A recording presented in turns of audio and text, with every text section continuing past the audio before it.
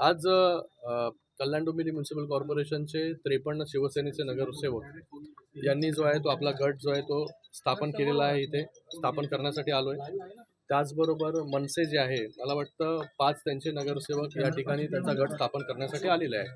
आणि या ठिकाणी मनसेने जे आहे हे समर्थन जे आहे हे शिवसेनेला जे आहे या गटस्थापनेच्या निमित्ताने जे आहे हे दिलेलं आहे. त्याच्यामध्ये जे आहे हे फक्त मनसे आणि शिवसेना, मनसेने जे आहे शिवसेनेला पाठिंबा इथे दिलेला आहे.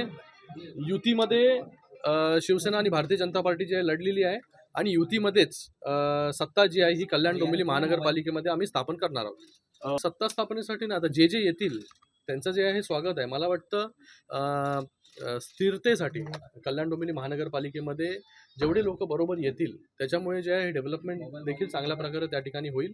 मला वाटतं मनसेला देखील तेच वाटत असेल. राजू पाटील जे आहेत हे माझे मित्र देखील आहेत आणि त्यांना असं वाटतं की बाबा डेव्हलपमेंटमध्ये आपण सगळ्यांनी जे आहे एकत्र असलं पाहिजे आणि त्यासाठी त्यांनी जे आहे शिवसेनेला जे आहे समर्थन, महायुतीला समर्थन आपण बोलूया, महायुतीला समर्थन जे आहे दिलेलं आहे. त्यापर्यंत महापौर, उपमहापौर किंवा कुठलेही चेअरमॅन, सभापती त्याच्यावरती कुठलंही डिस्कशन झालेलं नाही आहे.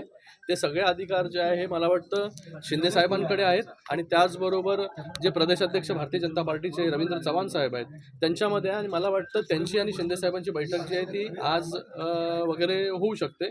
त्याच्यामध्ये जे आहे बाबा त्या ठिकाणी महायुतीचं सत्ता स्थापना कशा प्रकारे करायची, कोण महापौर, कोण उपमहापौर, कोण कुठले कुठले चेअरमॅन होतील हे त्या ठिकाणी ठरवलं. आता आम्हाला त्याच्याबद्दल तुम्ही विचारलं तर आम्ही कसं सांगणार, ते 4 नगरसेवक त्यांचे कुठे गेले.